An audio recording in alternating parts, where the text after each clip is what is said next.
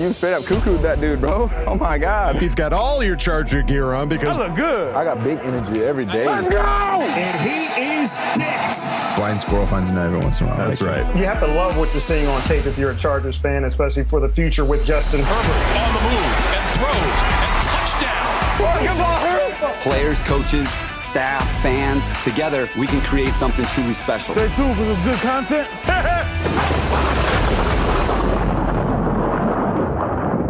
Welcome back, everybody, to the Charger Chat. I'm your co-host, Wolldog, sitting with my buddies, Kev, Hug, and Duggan. I missed you guys. How are you guys doing? Oh, missed you too, buddy. And Kyle, the coach, Duggan. You son of a bitch, Paul Monkey Nuts. We're back. Is that your catchphrase now? Yeah. We're going to roll with it. I like it. Just fun. Every time I hear him talking, that line pops into my head, and I can't fight it. I can't think of anything else. Don't fight it. Paul Monkey Nuts. Just embrace it. Embrace the pile of monkey nuts. All right, folks. All right. Right. We've got plenty to talk about this episode, and we'll start it off here first, talking about our number one draft pick, Rashawn Slater, made his way back to the Northwestern University for his graduation. Congratulations, Mr. Slater. Congratulations. Congrats to the grad. So how did he do that? He hasn't been at Northwestern for a long time. Didn't he? Since he sat out, didn't he leave campus and he was like training the whole year in like Florida or something? I thought so. Northwestern's no joke, dude. Just So he straight must up have been online? doing something serious. Yeah, online probably. Yeah. I think a Yeah, lot of the colleges were doing that, where they were just teaching classes online. So, I mean, he was still learning. He just didn't play football, unfortunately. Yeah, just gave his agent his login to all of his exams. Yeah, that's fine. That's fine. Whatever gets him through, right? Right. And then looking over at OTAs, they continue to go down, and we continue to get hyped. Let's see. Justin is clearly having a great time at practice. Social media team has been capturing gold of him.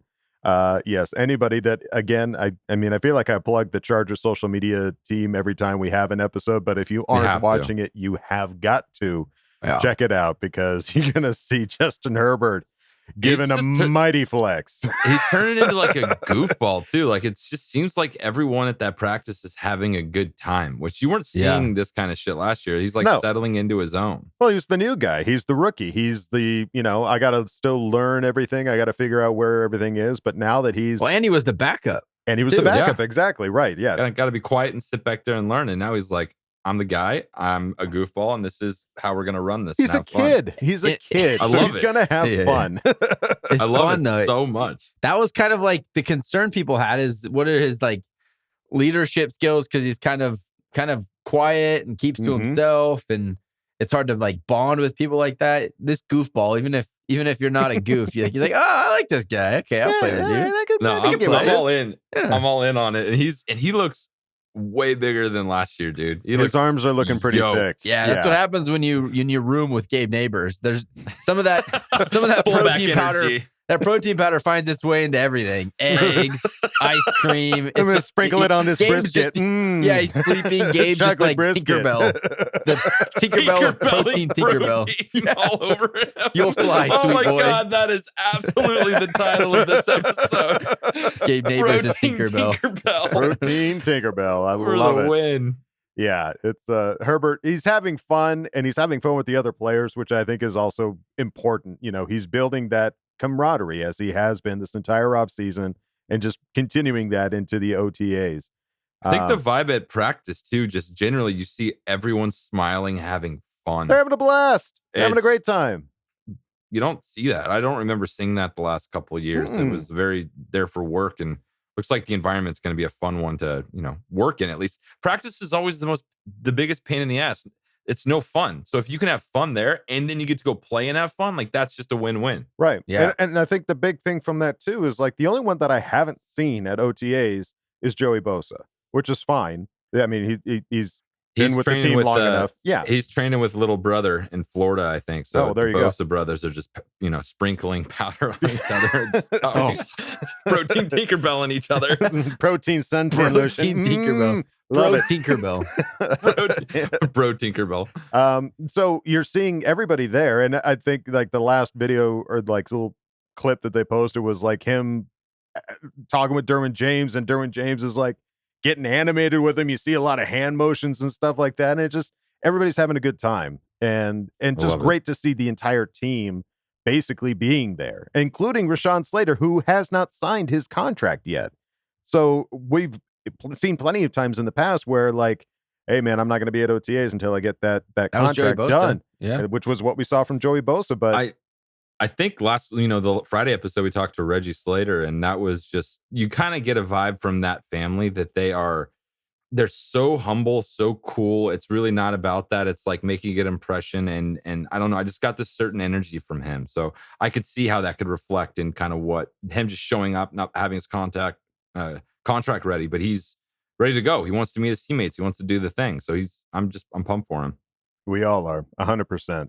And then just today, again, looking at the Chargers social media, we were seeing some glimpses of what I'm assuming is going to be their promo video, hype video from the Chargers. And last year's was solid. I loved like those fluorescent light setups, those tube lights. And now it looks like they're filming underneath like the freeway and like a graffiti. Yeah, I have a feeling there's going to be some exploding concrete in this promo. Like, it just reminds me of something like that screams. It reminds me of that old first person like computer game Doom, where you're like stuck in the little maze. That's what it looks like. Where they're interesting. I like that. So, I think it's a good idea. Maybe a little bit more fun than Under the Freeway. Yeah, maybe less monsters, maybe less aliens, and more special But he's also effects.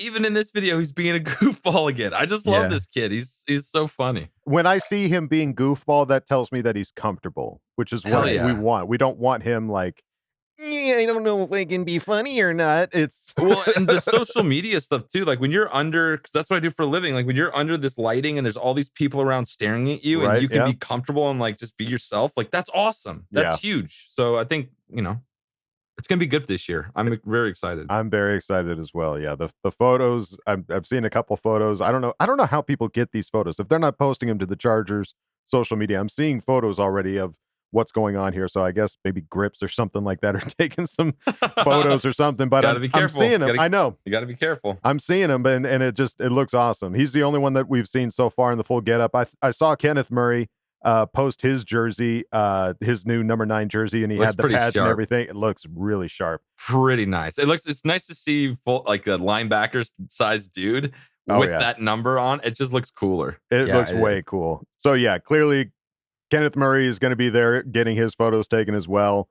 I don't know how many guys that they're going to have there, part of this promo video business, but so far it looks like Justin Herbert and Kenneth Murray are the first to make that happen. And then looking over at USA Today, Gavino Borquez posted an article for Chargers who are primed to make first Pro Bowl. And there's some interesting names on here, some that can be kind of expected. One that I think appears to be a bit of a shock. The first one is running back Austin Eckler, which I love to see. Eckler has totaled over 1,900 yards on the ground and 2,079 receiving yards, as well as 25 touchdowns in 4 seasons. I think there's room for his growth in this new offense. I think with this new line and all this new things, I think that he's always been on the cusp. If he didn't get hurt last year, I think he's in. But if he can stay healthy and do what we think he's going to be able to do, I think that's going to be pretty easy. I'm hoping this is our year of Pro Bowlers, like just tons of guys. That would mean, and none of them get to play in the game. That would be my ideal situation. There you go. I think I would agree with that. Next on the list was cornerback Michael Davis, who we just signed to that extension. We pay him that much money. Better. I pray to God he makes the Pro Bowl. Yeah, sooner rather than That's how later, you get on the please. list real quick. You sign a big contract. Like, yep, you better make the Pro Bowl. Better make That's it. what the expectation is now. Yeah. The quote was, last season, he was on the field for 92% of the team's defensive snaps, logging 64 tackles, 14 passes defensed, and 3 interceptions, all of which were personal bests. Gotta love it. Gotta love it. Trending in the right direction. That's right. Yeah. We're moving the needle in the right direction. He's our CB1 now. You're going to start getting matchups with, wide receiver ones, depending on how we're going to scheme this thing up. So we'll see what you got, my man. I'm excited. I'm very excited too. Yes. Linebacker Kenneth Murray was also on the list. Murray finished the 2020 campaign with 107 tackles, most by a rookie since 2000, 1 sack, 5 tackles for loss, and 1 quarterback hit. And he was just getting into the system and the familiarity. Even he said in an interview, like, I wasn't playing the way I normally play. Right. And if you're not playing the way you normally play with those kind of numbers, okay. And not Sign only me up that, for and not more only of that, was playing with the injured, was it the shoulder? Whatever the business his was that he shoulder had was the injured surgery. pretty much He had all year surgery long. right after the season. So playing out of, in a position or in a technique, I guess, that he wasn't used to or didn't like to play. And now he will be. He's all healed up. And he's got Brandon Staley as his head coach that coached arguably the best defensive team last year. So, let's go. Let's get Kenneth Murray to the Pro Bowl, baby. And then this last name shocked us so bad we had to pause the podcast and take a look and make sure and do some fact checking. But center Corey Linsley, primed to make first Pro Bowl. We couldn't believe this. Since entering the league in 2014, Linsley has yet to make the trip. Lindsey helped the Packers tie for second in the NFL in fewest sacks allowed and was part of the top scoring offense last season. He was an all-pro, too. Yeah, you've got a center that makes all-pro but doesn't get voted into the Pro Bowl. Yeah, Crazy. And who Unbelievable. everyone says is the best center in the league. Like Right. when we Absolutely signed him, crazy. everyone's like, he's the best center in the league. But he's never been to a Pro Bowl? That's crazy. Never been to a Pro Bowl. That's kind of wild. I don't know. I don't know that I could name another center on another team that And it's I would not be that- like, It's not like he's from a small team. The Packers have a No. gigantic fan base. How is he not at the Pro Bowl? yeah. I don't know, man. I do not. That was so shocking to me that he was touted as this guy that was the best, and he goes all pro but doesn't make the Pro Bowl. Like I'm popularity contest, I guess. I have no idea. Here it comes. This year he's done deal. Charger first Pro Bowl as a Charger. I love it. Please make it happen, Corey. We're rooting for you. We'll get Karen and Jen. They'll be voting for you all ding dang law. You'll be making the Pro Bowl. I promise. You can count on them. That's right. And then they interviewed a couple of coaches that we haven't really had a chance to hear from yet. The first of which is our offensive line run game coordinator, Frank Smith. And he had a quote on building culture. For me, it's always been clear, consistent, and concise communication as we grow through the system. There are obviously challenging things that we have to work through in year one, but you're just consistent and clear in what your expectations are. Then they know, and they can carry the banner into practice and into games.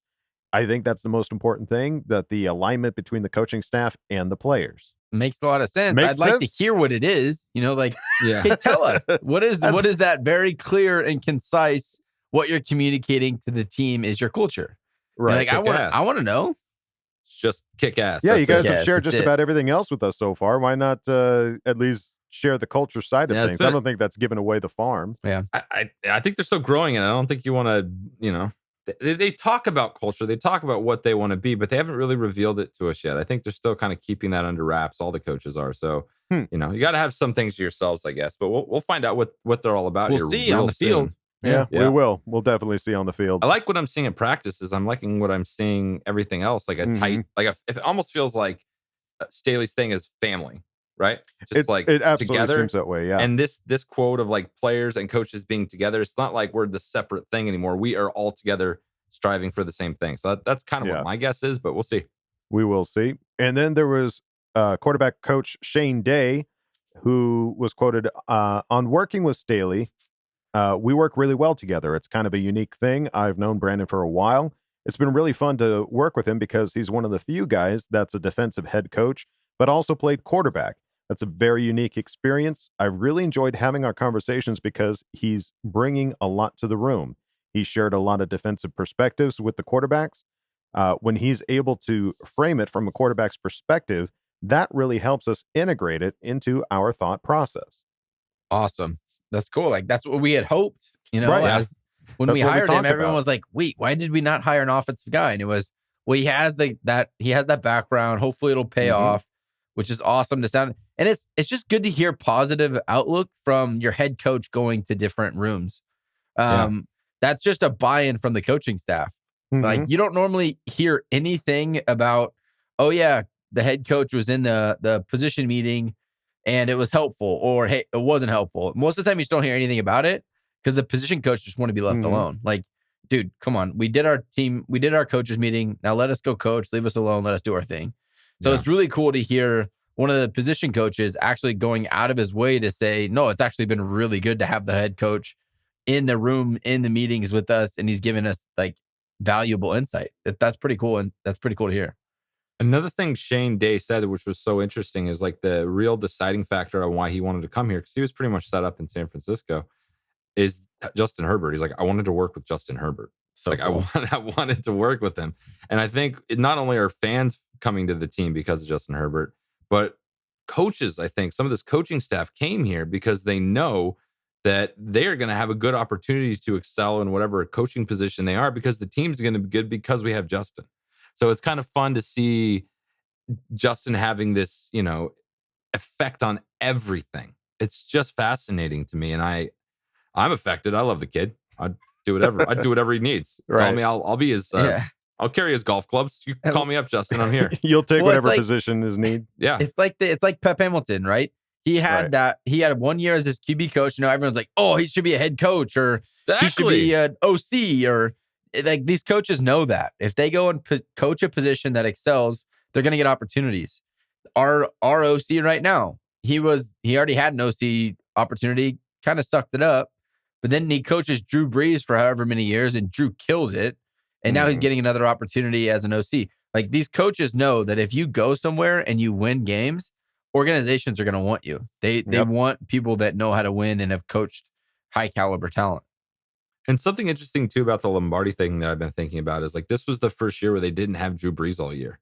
This was the year where like they had to really design and come up with new things for these two quarterbacks. So like Lombardi being able to like really help with a strategy and working with those guys. Because a lot of the times it's like the Herbert thing. It's like, you're going to be good, but how good are you because you have Justin Herbert?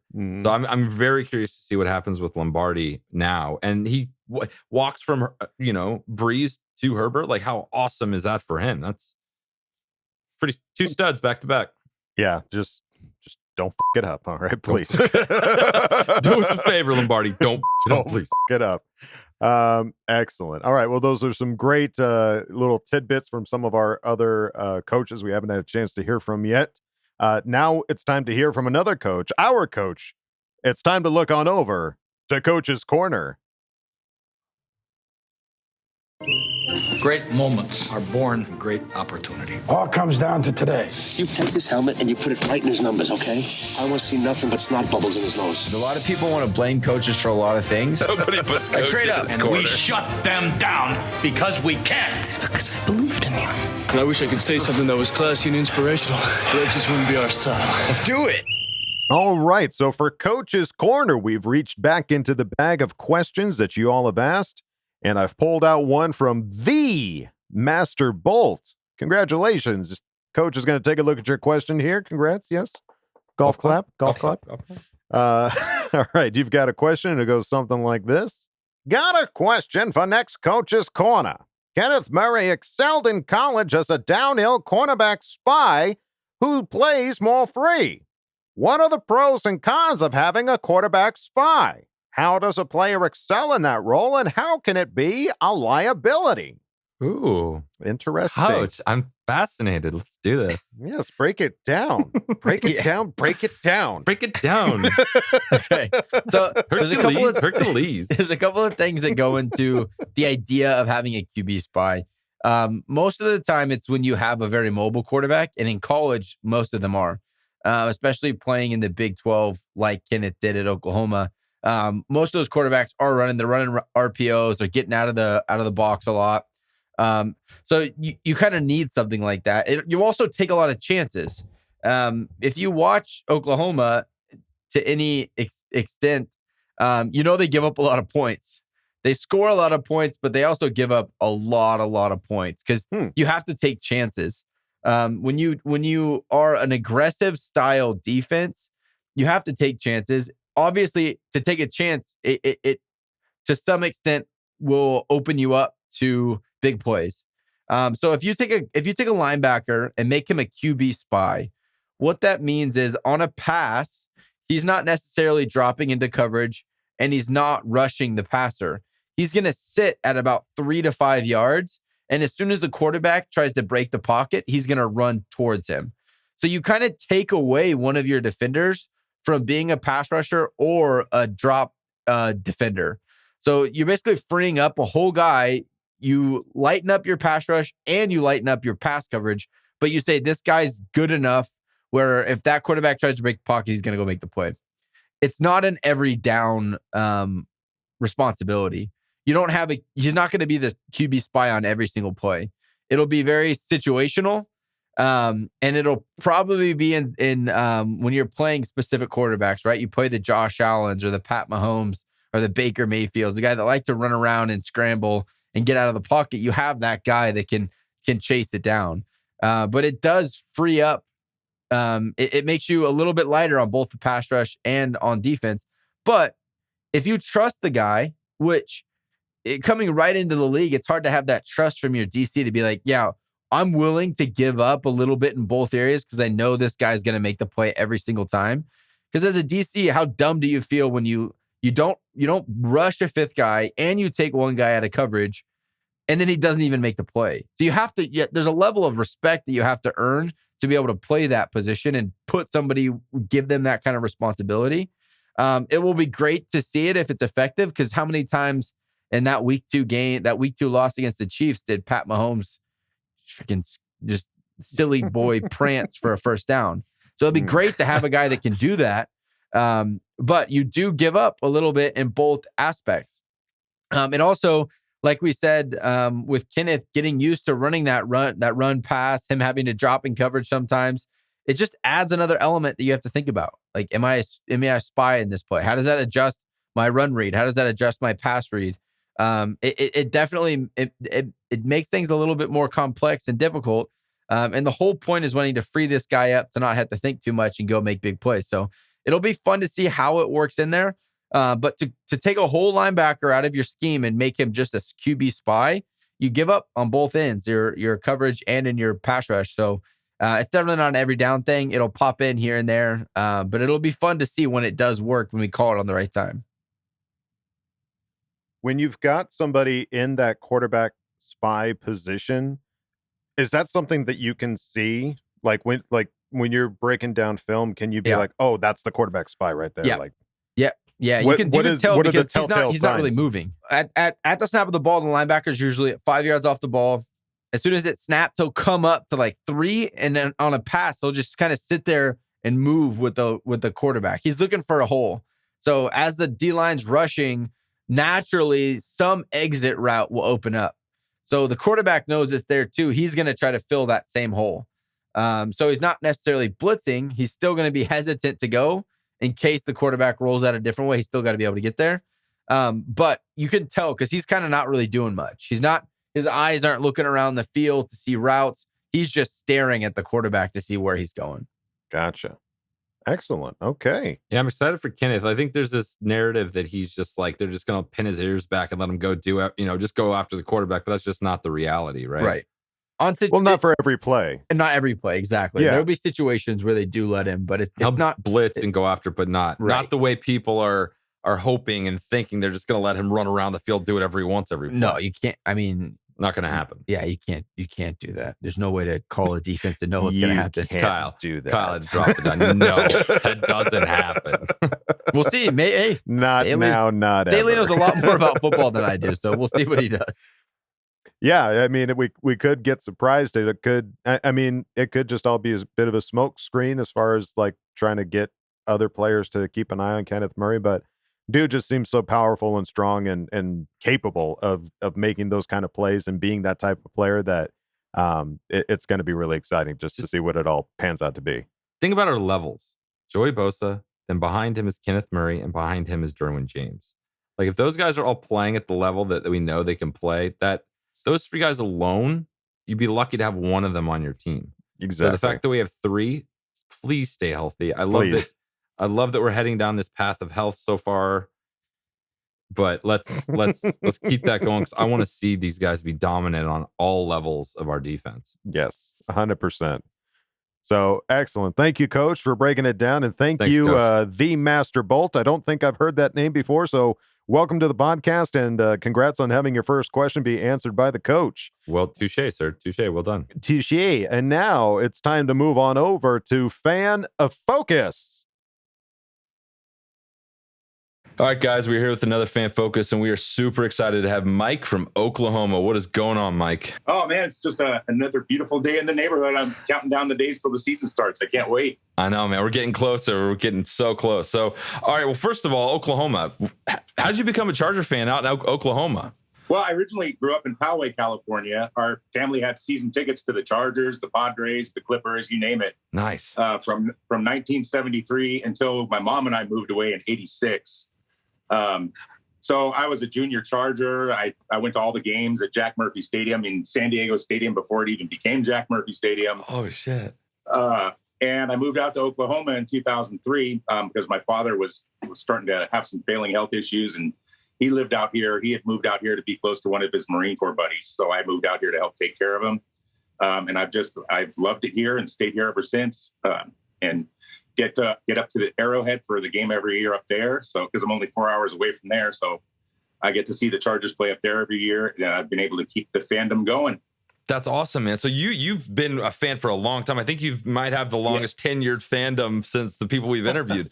So this is a good question for you. So what have you seen recently, but kind of your overall experience of like the development of our team and the fan base that we have? Because it was a unique fan base in San Diego, and it got weird for a minute. Now it's like resurging again. So like, what did you notice? What have you noticed? Man, it's absolutely great to see Los Angeles embracing them and all these fans getting on board now. I think it's kind of sad that people tie them so closely to San Diego that made all the people in San Diego upset with them. I think that's kind of it's kind of nonsense because, I mean, they're still in the same region. They're still in Southern California. But I don't want to get too far into that. I don't want to harp on the negativity at all. I'm really positive about the direction the team's going. The fact that we have an offensive line now, totally, and that's been a primary focus. That's been obvious. That's only going to contribute to the overall success of the offense. And Herbert, obviously, people talk about a sophomore slump with him. I don't see that happening after going from possibly the worst offensive line in football to one of the better ones. I think that's going to be a huge improvement for him. And it's going to bring on more fans. The more they win, the more they're going to have fans getting on board with them. I think that's what it's going to take to get them to be firmly established in LA is just winning. Yeah, you got to win. That's the big thing in LA, especially. You get everyone coming out of the woodwork, you start winning. So that's 100%. So I'm just curious. I want to change it up a little bit because like you've been to a lot of games having season tickets for that long down in San Diego. Before it was even the Q, it was the Murph. So what was one of your most memorable experiences down there at a game? Well, do you want a positive one or a negative one? We're the shamelessly positive podcast, so give us a positive one. All right. So, man, I got to be on the Jumbotron with the Denver Barrel guy and the San Diego Chicken at the same time. Whoa. So that was probably the most memorable positive experience I've had there. Damn, that's like the trifecta. You're all in there. That's awesome. Well, cool. Then let's jump over, like, in terms of like, we had a really great draft, and it's hard to say how great it is until you see them on the field and see what they do. But everyone is really excited about this draft class. So out of all these draft picks, like, who do you think will make the biggest impact for our team? Rashawn Slater.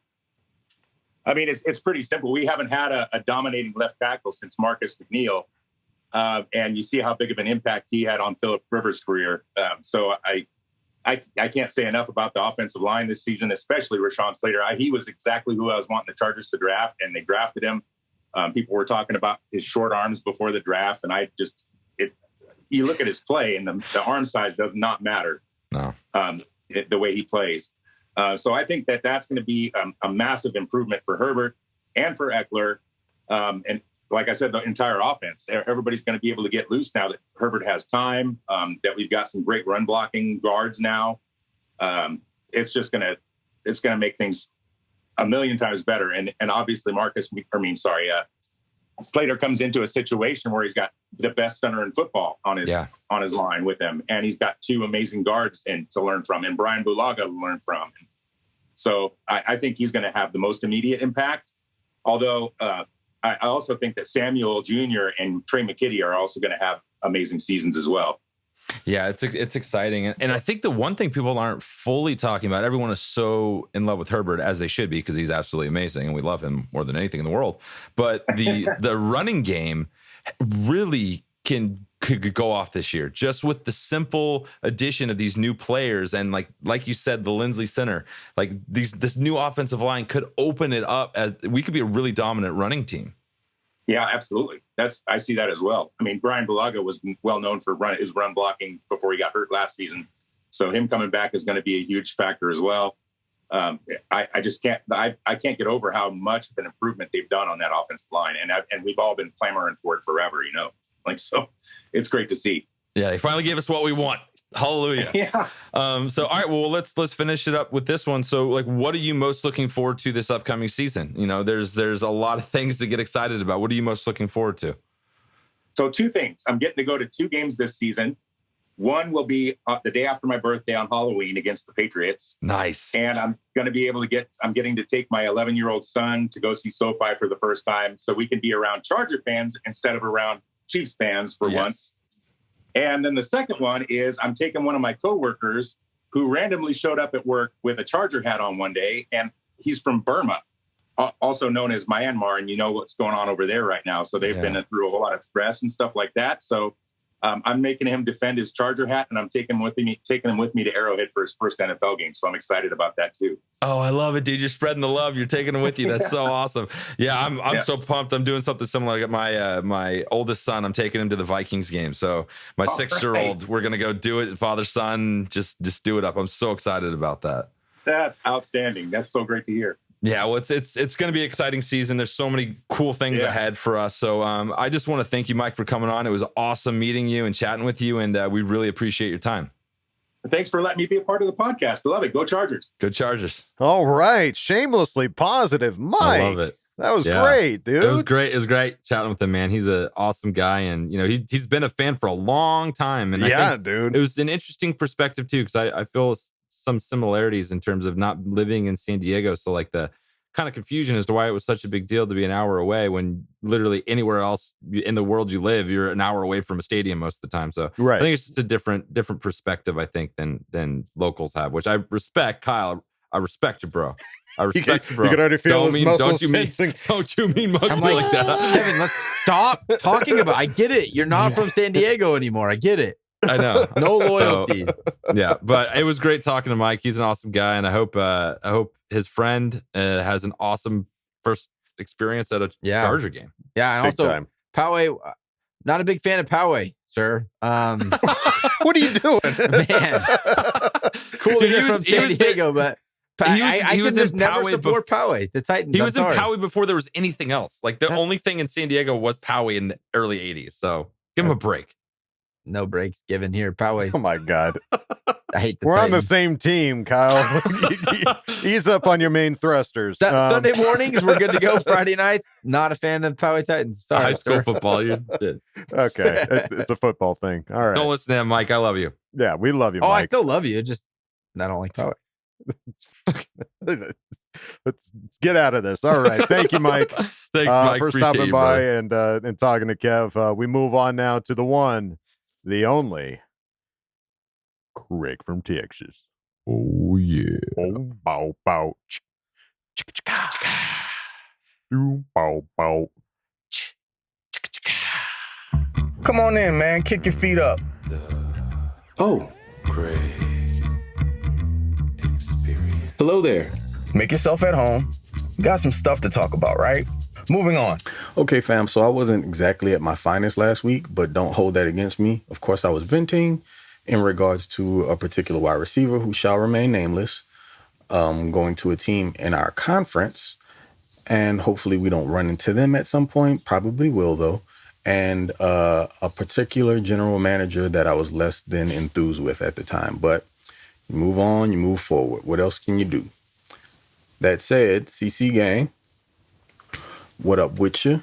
To the rest of the Bolt fam, what's goody? It's your guy Craig in Texas, and welcome to another edition of the Craig Experience. And yeah, took some time out to get more into the wide receiving core. It's a position that's near and dear to my heart. It's a position that I played, and just kind of wanted to see how each of these guys are going to be deployed. But particularly, since he's kind of the flavor of the month, Mr. Mike Williams, and like you've heard others say, I'm sure, I like to kind of set my wide receiving core up similarly to, positions on the basketball court. In comparison, you've got your slot guys who are kind of what I would see as like your point guards. They kind of work middle of the field, outside, short area stuff, but, they can get deep on you. And that's going to be kind of, for me, I believe, should be T. Billy, because I think he's more agile, a better route runner than a guy like Jalen Guyton, who's more of a vertical threat. We'll see how that shakes out in camp. You've got your Z wide receiver, or a guy who plays off the line of scrimmage, who gets moved around a bunch, and he's more of your slasher, kind of your playmaker. And to me, of course, and you guys all know this very well, is going to be Keenan Allen, and even like Josh Palmer. And then you've got your X wide receiver, who's more of a possession guy, small forward, power forward. That's going to be Mike Will, of course. And then your tight ends, who can be kind of like also power forwards, but more of your centers, particularly if we're talking center, a guy like Donald Parham, 6'8", helps out a ton, specifically in the red zone. And Jared Cook and your Trey McKitties. So that said, I'm thinking that, like, hey, how's Mike Will going to be utilized in this offense? And that brings me back to Joe Lombardi, which then brings me back to the Saints. And I look at some players of the past, or a player of the past, and a present wide receiver for those guys. And the past player is going to be Marcus Colston. And of course, everyone knows Mr. Michael Thomas right now. And, the similarities between those two guys and Mike Will are quite striking. They're all, or they should all be, possession receivers and guys who work the middle of the field, who can play in the middle on crossing routes, and they get outside, but they do a lot of the dirty work and they keep the chains moving. And I think, honestly, if we look at the way that Mike Will's been deployed in the earlier portion of his career, I think he's been miscast, because he's been used almost primarily as a deep threat, and that doesn't really add up. He's not a burner, similar to these other two guys. He can be making a lot of his hay in the shorter and intermediate portions of the field, but for some reason, that's not where he's been most utilized. I think Joe Lombardi coming in, and then, just kind of listening to some of these pressers, Mike Will's going to have a much bigger role, and it sounds like that he may be utilized similarly. I sure hope so. It makes more sense to me. He should be more of a volume wide receiver. He does absolutely need to work on route running, but with his size, he should be able to create, if not, more separation, be able to body some guys up. And we don't see a ton of that. So I'm thinking that he's due for maybe a bigger season. And with that said, maybe a big contract after this year. Who knows whether or not it's going to be in LA. Kind of hard to see it that way. I don't see the Chargers tying up that much bread in the wide receiving core. I said that, previous podcast, but really, I don't see how that works out. He's also probably not going to be too keen on giving a hometown discount. Dude's going to want to cake out, really get that bag. And if that can't be in LA, he'll find it somewhere, and there will be no shortage of suitors. I can almost promise you that. So, that said, fellas, talk to me a little bit about what you think Mike Will's role is going to be in the offense this year. You think he's going to be a much bigger cog in the wheel? And if so, what do you think the odds are that he ends up coming back the year after next? They could go after him. They could try to work something out during the year. Or do you think this is actually going to be his swan song season in LA? Who knows? Anywho, you guys already know what it is. Always will be, always has been. Bolt, gang, or don't bang. Okay, I love you. Bye-bye. All right, Craig. That's a lot to munch on there, my friend. You've posed some interesting questions there.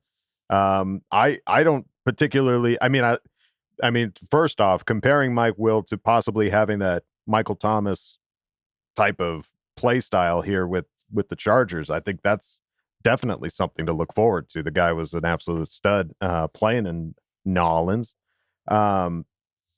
But as far as how he's going to be utilized, I don't know. It feels like when they have utilized him, they've utilized him well. It's been those, as we've discussed, those, 50-50, 60-40 balls.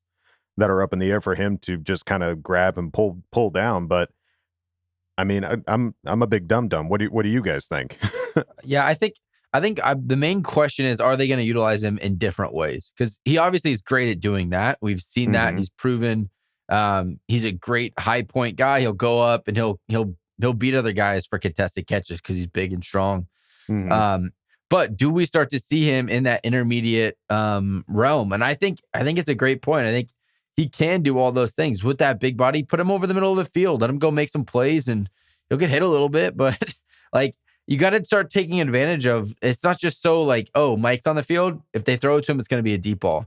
And I think a lot of that tied into the way that our philosophy was as a running team. You run the ball, play action, throw the ball deep, and that was kind of the MO of the Chargers. And now the one thing that I don't know if it will change a lot is they're coming in and they said that our coaching staff's going to build the offense around Justin. And Justin obviously can throw the intermediate route, but he's an outstanding deep ball guy. So do I think that Mike Williams is not good on the deep ball? He's not a burner. Like Craig said, he's not going to just beat someone in a foot race. You put Jalen Ramsey on him, he's not going to outrun him, but he might be able to go out jump him and go get those big contested catches. So I think that in the red zone, I think now that we have those other pieces that can be the burners that go deep, the T Billies and the Jalen Guytons, I think if you could get more creative, and if he has the ability to do it, he's got the frame and the size to run those intermediate routes. It's just a matter of if he has the ability, which we haven't seen a whole lot of yet, which it would be great to see. I think it just adds a little bit more of a dynamic to our offense in total. So that is a fun topic to look at as we see this offense unfold. Is how are they going to use Mike Williams? They obviously really wanted him. They gave him that extra contract while there are still great wide receivers out there in free agency. So they have a plan for him. So it'll be fun to see if they change his role at all. I'm concerned that I have a lot of concerns about Mike Williams this year because he's on a prove it year pretty much. Like that, you sign him like this to prove. He's got to prove it to earn the big contract. My worry is he proves it and we don't pay him because he's going to need too much because we already paid Keenan Allen a ton of money. So what are you going to do with that? So I'm worried that if he proves it, we won't be able to pay him.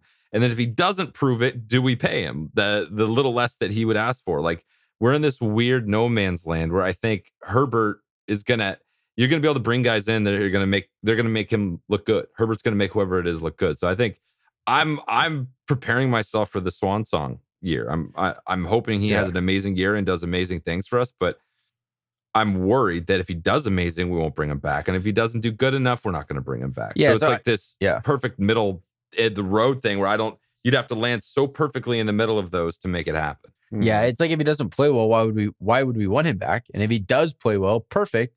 Well, that means we probably won a bunch of football games, which is what we wanted out of this 1 year deal. Right. And then we move on to a different option that's cheaper next year. That's what it feels like to me. Yeah. It does kind of feel like it's Mike's swan song. Potential. Did we just become best friends? Did we just agree on something? Me and you? Yeah. No. I don't think it's possible. No. That'd be too weird. No. Right. Sorry. Mike's going to retire a Charger. There you go. Thanks, Craig. Thank you, Craig. For posing the question. It's certainly it's something to chew on, something to think about because we don't know what to expect from this team going into this season. We don't know how each player is going to be utilized, both on offense and on defense, and it's going to be it's going to be interesting. So good food for thought. Thank you, Craig. Thanks, Craig. All right. Well, now it's time to move on over to Ask Boltfam, and we start this Ask Boltfam off with Lady Lucky 70. That's a name I haven't heard before. Welcome, Lady Lucky 70. You've got a question, and it goes a little something like this. I just woke up after a long night of not drinking, no burning glass, but of bolting up too hard. My brain is fried. My body could not handle the electricity. All those watts. But within that bolting up moment, I realized that we all need to bolt the up. No, but seriously, what if the entire team stays healthy and we go on to win our first Super Bowl, would Staley be the start of a completely new era for the Chargers? Just imagine. Our reign would last nearly 20 years with Herbert at the helm. Bolt up, Chargers. The shameless positivity oozing out of this question. A 20-year reign. I don't. That's how we like to start this off. Hell yeah, hell baby. Yeah. I'm all fired up now. That got me fired up. Let's go. I want this now. Lady Lucky was drunk on bolting up too hard. That's impressive. Here's the thing. We found our quarterback, right? Yeah. We've had quarterbacks that have lasted a long time. Let's find a coach that lasts a long time. Wouldn't that be great? Wouldn't the consistency in having this work out so we could have a coach and a quarterback that are together for an entire quarterback's career? That's what I'd love to see. That's the exciting part of this. And then the Super Bowls will just wash over us. It'll just be like, ow, that Super Bowl hurts. Ow, oh, that one it feels hurts good. so good. Ow, stop. So many Super Bowls. No, keep going. Wait for the safe word. That one hurt. That one actually hurt. But yeah, so I'm pumped on this question. I'm all for it. Let's go. Sign me up. Yeah, it does feel like we're in need. We're due for a good, solid coach to last us for more than a few years, if possible. Would that be nice? Yeah, I think so. Outlast the ownership, probably. Ooh. Oh, Kevin! I didn't want to put that in the outline. There's some drama going on there. I'm just going to leave that at that. But it's not looking so good for the spicy take for Kevin. There's so much drama in that court stuff, man. I don't know what's happening. I don't want to think about it. That's all right. All right. Thank you, Lady Lucky 70. We move on now to Senior Snappy. Welcome back, Senior Snappy. You've got a question. It goes something like this. Can we get our Super Bowl while the McCree fumble torments us? How about reenact the cursed pick at McCree Falls? Just go down shall be heard 21 times. McCree shall kneel, anguished. Brady disrobes and lights out is danced upon his jersey. Woo! Whoa, Bella Lugosi. Bella what a request. Lugosi. Yeah, what a pull. I like it. That was solid effort, Dog. I like that one. So, if I understand this correctly, he's wanting us to do some type of a ritual of some sort of like a curse cleansing, chanting. Yeah, like a what's this? The lighting the smudging.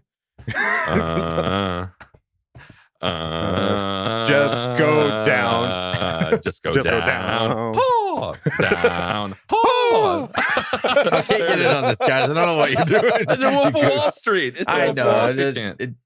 Yeah. Well, you don't want to be a cool kid. I mean, because you don't like. You're the one kid that goes to a dance and doesn't dance. You just stand in the corner. Stand in the corner. I'm too cool for this. Too That's cool not for cool. this. Though. That's the thing. Whatever. I know. Anyways, I like to look at it is, please. Are we cursed, right? Like the Bambino curse on the Red Sox. Like, is that what's going on here? Is it just doomed because of something going on behind the scenes? No. And proactively, is there something we can do to cleanse the curse? The cleansing. I mean, that's what it feels like. Senior That's what Snappy this question is wanting us posed to as. do. Yeah. I mean, honestly, I don't think about McCree until somebody brings him up. Like, I think if you could just let it push that to the furthest reaches of your mind and just forget about it. What do we see if we can get him on and he'll apologize to everybody? Oh my God. On the podcast. And then it'll go away. It won't exist anymore. Yeah, if we could get a public apology, that will lift the curse. This is like 15 years later. We'd like to have you on the podcast. You can apologize to all your fans. That's all you'll say, and then you'll be off the show. And then like all this weight will be lifted off his shoulders and he'll float away, you know? Float away. It's like, this weight, so many years. As if he's a ghost and this is like his last thing. Like, the ghost's spirit just lifts away. But it's just like the bad vibe spirit just lifts away and he gets like 2 inches taller. He just walks into the cornfield and disappears. That's all it is. Field of Dreams. The movie pulls so far have been awesome on this episode. All right. They've been good. So awesome. All right. Thank you, Senior Snappy. We move on now to 33 cheese balls. This is a new one. We got one that got Adam. Mine's always been okie doggy. No, there's a few good. Everybody's got great names on here, and I love that it's 33 cheese balls, not just one cheese ball. 33 sentient cheese balls have messaged us to ask this question. It goes something like this: much like how players are evaluated over their career, whether they are improving or not. Do you think that Tom Telesco is improving as a GM? Have you seen any changes to his team building tendencies, philosophies from his first year as a GM to now? Coming this summer. Good question. I have a pinch of insight on this. In a couple weeks, we have our stats guy back on to talk about this. And he has some very interesting insight into how he drafts.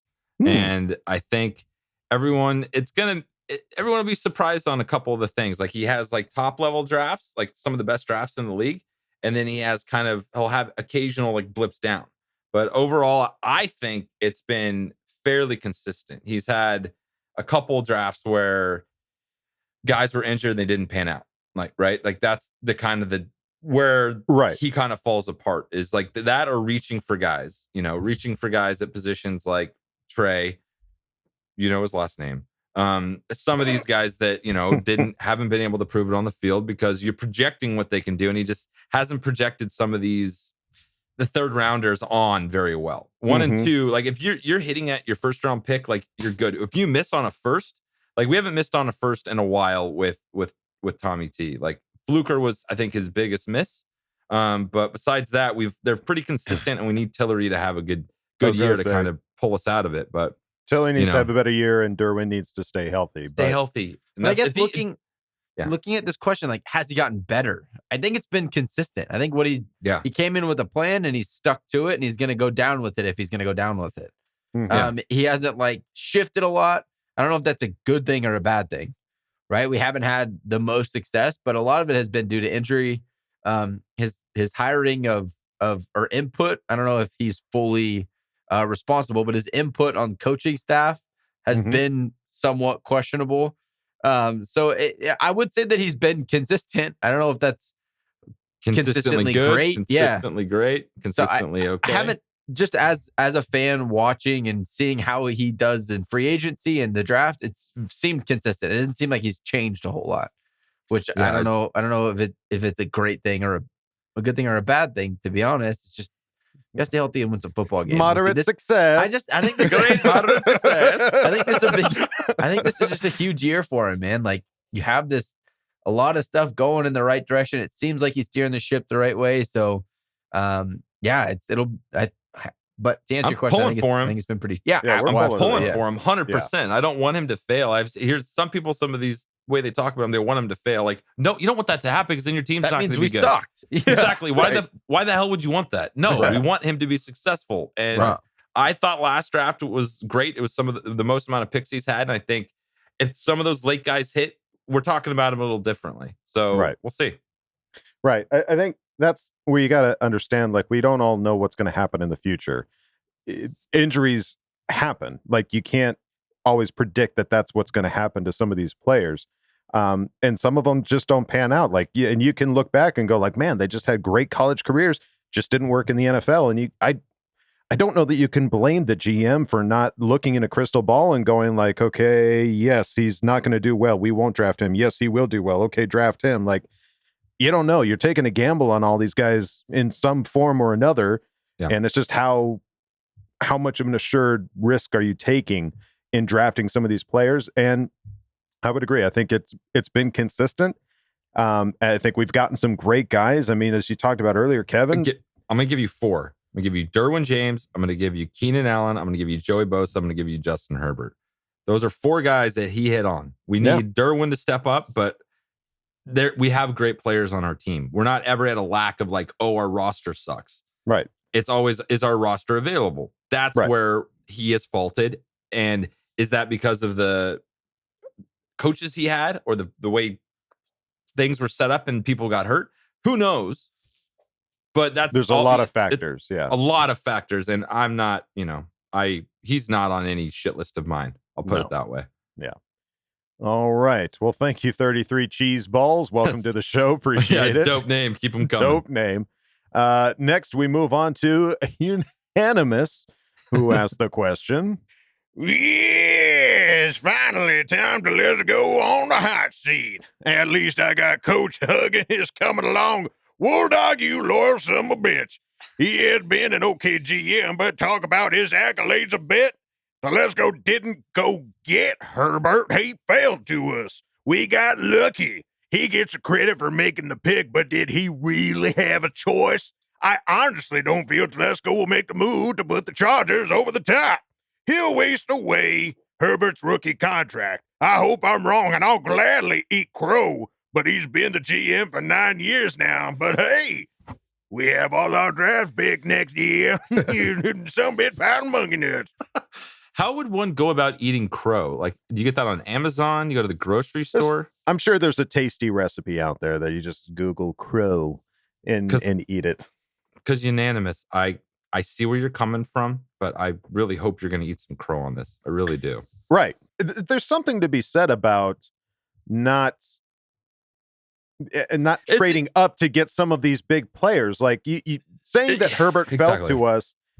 I mean, you can look at it as like, oh, well, he had no choice. Of course he had a choice. Just like Green Bay had a choice of drafting Jordan Love. Like, you have a choice on who you pick.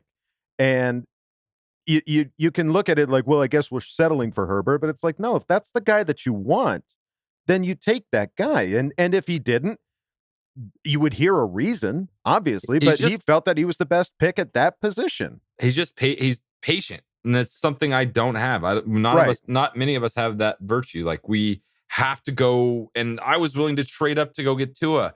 I would not be a good GM, guys. That's not something anyone should do. I think 90% of us wouldn't be good GMs. The argument that he fell to us, sure, he was available when we got there, but like, no one was trading up to go get Herbert. Like, he was confident he was going to fall to us. He had the research, he had the plan. So we never know. Can I really get behind that statement? Kind of, but I'll never know. I don't have a 24-hour feed inside the draft room, but I'm excited. Like, Tom Telesco, what he's done, he's brought in some great guys. We just talked about this in the previous question. I'm not that concerned with it. You know what I mean? We just need some of these later guys to hit, a couple third-round picks to hit, and it's a different conversation. Right. So I'm not that worried about it. Yeah, right. I think you can look at it whichever way you want.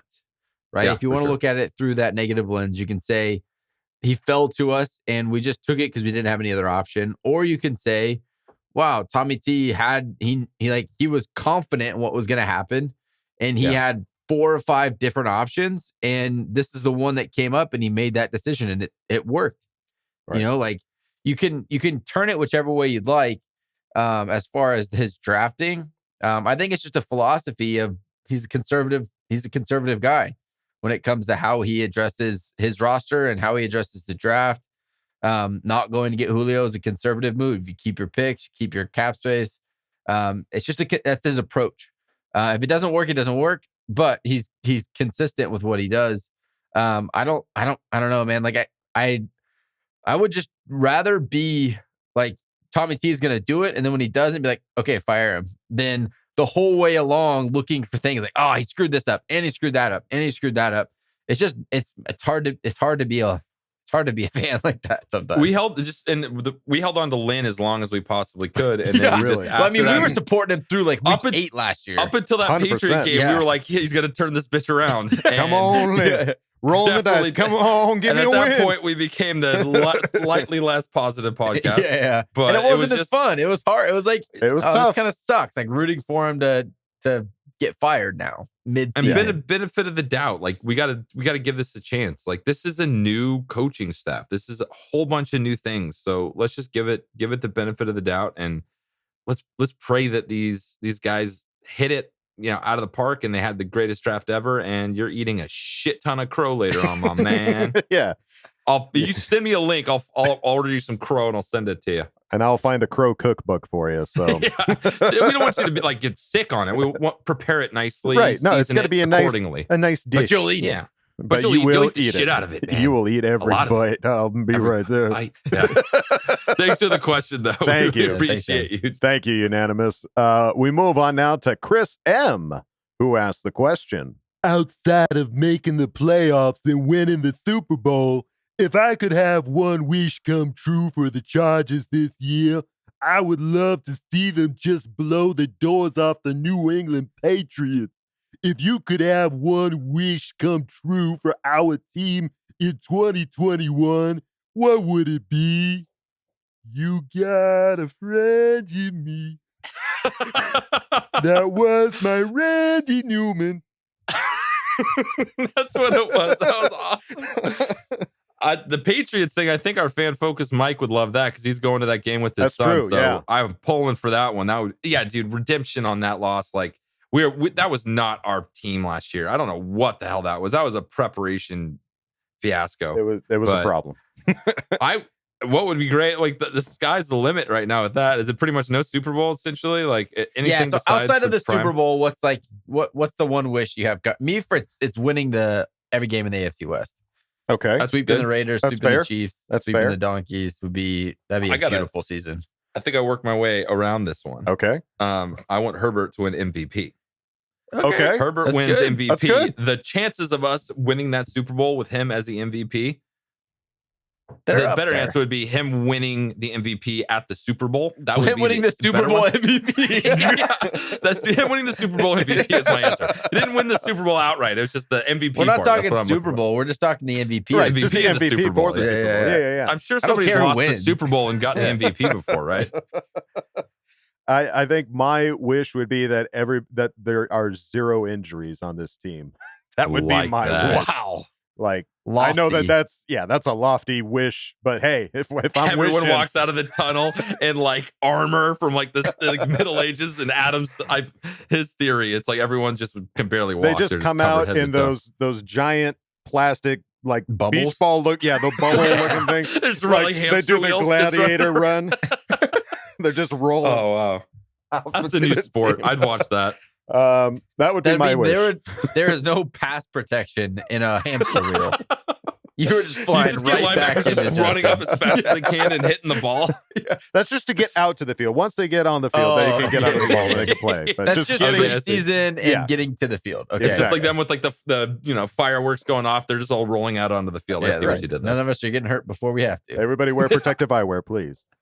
Yeah. All right. Thank you, Chris M. We move on now to Okie Doggy, There he is. who There asked he the is. question. Mamma mia! My question this week is what's the hottest taker you ever heard from a fellow Charger fan? Or better yet, hot takes you heard between you guys? Oh, one more thing. Fuck everyone from our division, but extra fuck you to the fucking donkeys. Yahoo! To the fucking donkeys. To the fucking donkeys. Why you gonna fucking do? Paisan and meatball. All right. man. Hopefully, no Italians were offended by that. I was merely That was trying to do Mario, Mario. clearly. Trying to do Mario. clearly. Yeah. Okay. Hot takes. Hot takes. It's this bullshit next year sophomore slump bullshit. There you go. I'm tired Yeah. of hearing it. Cut it out. And that he Cut couldn't be it a leader. out. And that he couldn't be a leader because he was quiet. Like, how stupid do all these people sound now? Dumb. Well, what are some shamelessly? Do you guys have any shamelessly positive hot takes as far as like what? Pretty much everything we say on this podcast is so ridiculous. Shamelessly hot take podcast. It's so ridiculous. Super Like Bowls, 20, like MVPs, 20 years Pro of Bowls, reigning would be awesome. Yeah. That's a hot Pretty take. crazy ridiculous. Hot take. Hot. Yeah, I think the hot take came from Craig earlier on utilizing Mike Williams in the same way Michael Thomas was used on the Saints. Like that would be a really hot take as far That's as a real hot take. and shamelessly positive as well. So yeah, okie dokie, we got him from start to finish, man. It's hot take city over here at the Charger Chat podcast. But thank you for asking the question. We move on now to I'm allergic to jerks. I love this name. Who asked the question? Gesundheit. Who would you rather let sleep with your significant other? Derwin James or Joey Bosa? Are you trying to get us divorced with this question? Oh dear. Okay, they had a backup question. Okay. If that's too inappropriate, I'd ask you to do this one instead, please. Would you rather get free season tickets for the next 4 years, or have Derwin James and Joey Bosa come over to you at a restaurant, tell your whole table about how you're a goddamn man, and then insist that they pay for everyone at your table? Super fun games to go for 4 full years, potentially during a Super Bowl run, or an awesome lifelong memory. Dinner with Derwin and Joey. Easy. For sure. Yeah. Oh, you I can will always watch get those nose. games I'll watch those games at home happily. Dude, I will get the tip top of the stadium and still be happy. Yes. That would make my world. I would have them sign me so I could get it tattooed. Yeah. Kind of that level. That would be of so coolness. Cool. Yeah, dude. that would be, that's the memory of a lifetime. Like you couldn't ask for something better than that. So that would be, you got to go with that one. You got to go with the dinner for sure. But thank you for asking the question. I'm allergic to jerks and ruffling the feathers on that first one. We Derwin appreciate it. James or Joey Bosa. Huh. Don't think about it. You'll let me check back with my wife and I'll see what she thinks, because she decides most. Because I if not respect everything. her opinion. I respect her opinion, and I don't want her to get mad at me. There you She's go. a human being. So That's right. Yeah. She has thoughts and opinions as Both well. are better options than myself. So either way, she'll be a win-win. It's a win-win for Josie. Yeah, win-win for my wife. It's a win-win for Josie. Okay. All right. Thank you. We tiptoed around that pretty well. You really did. Yeah. You really did. I think we did. All right. Good question, though. Good- Don't great let that question. deter you from asking crazy shit like that again. Yes, Yeah, keep those them are coming. always fun. We move on now to C. Densley 11, who asked the question. Seems like Herb's closest buddies from last year's team have either been cut and signed to new teams like Feeney and Lamp, or are on the roster bubble like Badgley and Nabers. While Herbie seems very mature and professional about everything, how do you think the personnel decisions related to his close friends affect him? If Badgley loses the kicking competition or Nabers misses the cut at fullback, are the Chargers at risk of isolating our star QB and winding up like the Packers situation? In need of some shamelessly positivity here. This is a really good question. Yeah, that's interesting to think about. Will that piss off Justin? I hope this is okay. I'm gonna steal this question for a later interview I have planned, because this is a good one. That's tough. Yeah, you can't help but take that personal when all your buddies are getting just the axe. But start making friends with better players. Come There you on. go. Right. That's my thought. I don't know. That's the answer. Like Aaron Rodgers, don't take so much money if you want good players around you. And Justin, make cooler friends. There you go. I don't know. Yeah, I mean, no, but this Gabe entire Nabers is offseason built into his contract. We already talked about did that. That's yeah. a done deal. But they've taken this entire offseason to build around him and try to make him as successful as possible. So why don't you buddy up with, hey, we brought you some new friends. They're better friends. They're just buying him new friends. Lindsley? Have you met Corey Lindsley, my main man over here? And this guy's last name's Ibushi. Ibushi. He likes long walks on the beach. It's really fun to hang out with. Yeah, I think it's an interesting question, but I also think that Justin is he truly is just too mature for this to be that type of a situation. Like, I think it was interesting that this entire offseason we saw him making friends with people like Easton Stick, Gabe Nabers, Scott Quessenberry, like all guys that are kind of on that fringe bubble of like potentially not making the team. Like, we expect them all, I mean, outside of Easton Stick maybe, but like all those guys we expect to come back to the team this year, but they're in that category of like, yeah, you could be collateral damage as far as like trying to build this team and put them together. And those seem to be the closest buddies. I mean, seeing him interact with people like Mike Williams and Keenan Allen, like both in paintball and in golfing and at these OTAs, like you see that camaraderie building. So I think he is making friends with everybody else that will potentially make this team. I think it's interesting. These guys that he's hanging out with are bachelors. The other guys on the team are married and have kids. I think that's the big difference on why this is happening, because they're available. They can go golfing whenever they want. They can go cook briskets and hang out and have a beer whenever they want. I can't do that anymore. That shit doesn't exist for me. And I know because I'm a husband and father. Father, yeah. I see I think as they get into the season, it's going to be he's going to get tighter with everyone more because they'll be together more. That's my take on it. I think that's a good take. And Justin, I'm a bachelor myself, so if you want to hang out sometime, you need a boy. I can be DD. I'll do whatever I got to take. He does really good voices too. He'll keep you entertained. Yeah, I'll make you laugh. So excellent, great question, C. Densley. We appreciate that. We move on to Zach Marincic, who asked the question: Do you think Mark Webb or Lohi Gilman will get any time on defense? And if so, what will that role be? Kyle? Yeah, I mean, I don't know. Mark, I think both guys are primarily special teamers still. I don't know what the development of Lohi Gilman has been. We got to see him a little bit last year when some guys were banged up. So Gilman is that strong safety type.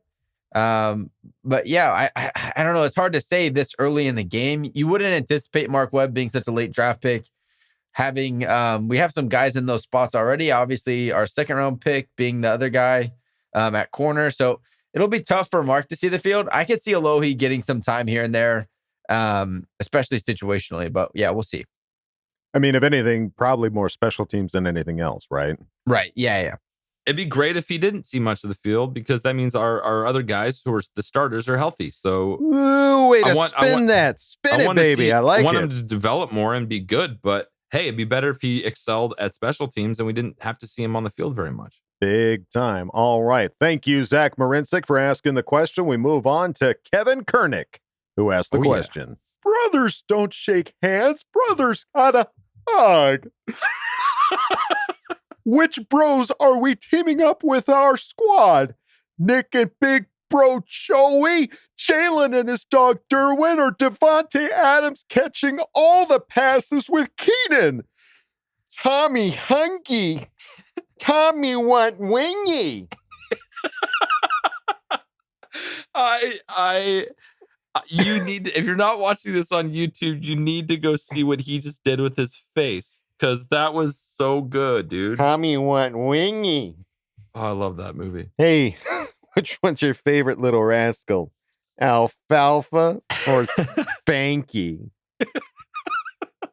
Well, Kyle, who do you want? All these sound amazing to me. This is like awesome scenarios. Would this ever happen? I don't know, but man, what a fun hypothetical. I would love the Nick and Joey Bosa pass That would be rush so tandem. mean. It would be so good. Obviously, they're all really good. They are all really good. Yeah, the Nick and Joey Bosa would be pretty scary D-line. Yeah, I'd like to see Jalen and Derwin. Like that would be so dangerous back there. The only thing is Jalen seems, I don't know, he's not quite the character guy Derwin is, so I'm a little worried about that. But a hypothetical, that would be a scary secondary. Yeah, I think I would go for the Nick and Joey as well. I think these are all fantastic options. Yeah, but I would take any of them. Yeah, I'll take the any best. of them. But given the choice, I think Nick and Joey would be pretty freaking special to watch every game. Oh my god, you wouldn't even. They just say Bosa this, Bosa that. Like, Right. That's all you would hear. Yeah.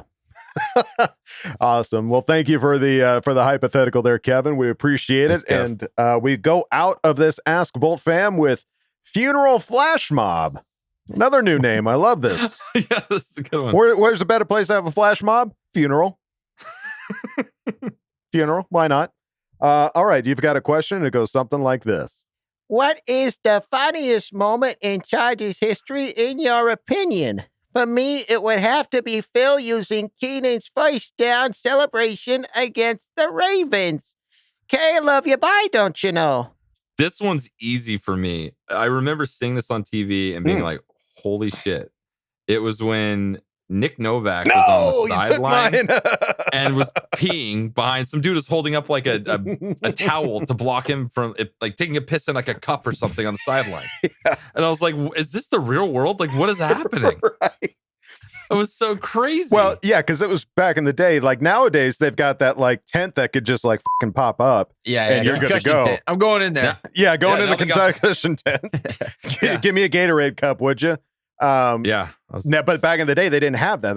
That's a new addition to football. So it's just like You got We need three a guys piss wall, holding up. guys. Yeah, I need holding everyone up line towels. up. We need a piss wall. Everybody hold up a towel and look away. Like, don't. Oh shit! There's a camera up there. I need a second piss wall, Right. guys. 2 piss walls, Yeah, please. and I think he did it like on one knee, so he's got like one knee hiked up and like the back to the How do you camera. peeing Like on taking a knee?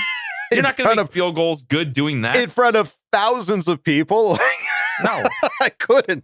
I'd get a bladder infection so we had. before. I'm guessing we happening. had the same one. Was that still yours? I mean, you did, but I'll spice it up. I'll kick it up one more notch. Ooh, okay. I don't remember who it was, but I saw it on Reddit where somebody who was like working with Nick Novak or something like that. It was his birthday, and so they got him a birthday cake, but it was a birthday cake that you could put a photo on it, and so the photo was of him taking a piss on the field. That's awesome. That's killer. That's so good. My favorite funny moment, and I just love it because it's like the competition, the crap talk stuff.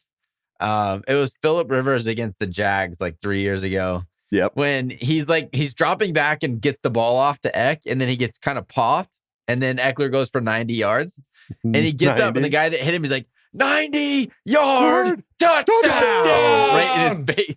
And Like he says his it voice over and over. cracks. He was yelling so hard. It's like, don't do that in my ear. You can't do that in my ear. I will do that in your ear. Yeah, exactly. He's like, you can't just don't do it in my ear. He was like Right. trying to be cool about it. He's like pleading I will with the do ref. it in your ear. Like, ref, hey, Stop come us from on. doing it, or I will do it My in your ear, ref. Come on. And then the ref's like, get the fuck out of here, Phillip. Get out of here. Get the fuck out of here. Don't you know? Yeah, I love his celebrations. They're I smile every time I see him. Absolutely. You could pull just about any Phillip Rivers quote and it would Yeah, be any one of the mic'd up funniest Phillip things. Rivers, Yeah. I want Yeah, like a super mic'd up, like all the times he was mic'd up in one long video, just so I could watch it back to back to back to back to back. Yeah. Like a 3-hour mic'd up. Continuous, please. Yes. Please. Make Put that on hold. happen, Chargers. Okay, well, great question for us to go out of Ask Bolt Fam Funeral Flash Mob. Thank you, and thank you to everybody that asked questions on Bolt Fam. You know, again, the podcast isn't what it is without you guys. We really do appreciate it. Join us this Friday for another delightful episode of Charger Chat Podcast. But until then, that's going to do it for us here. Yes. Can I tell them who's coming on? If you want to. No, not doing it. You're going to have to come join us on Friday. Oh, what a tease. All right. That's going to do it for us here at Charger Chat. Don't forget, folks, to bolt up because we're ready for any squad, any place. Okay, love you. Bye. Okay, love you. Bye. Okay, love you, bye. And now, a word from our sponsors. Are you like me? You've got yourself a workout regimen, you're staying true to your exercise goals, but you just can't seem to find a way to consume enough protein powder in a day? Then you need the helping hand of Gabe Nabers Protein Pixies. Every night, the Pixies break into your home and hide protein powder in your favorite foods and drinks. When you wake up in the morning, you're ready to start the day off strong. No matter what you eat, you better believe the Pixies have given it that extra protein punch. Gabe Nabers Protein Pixies. It's not weird.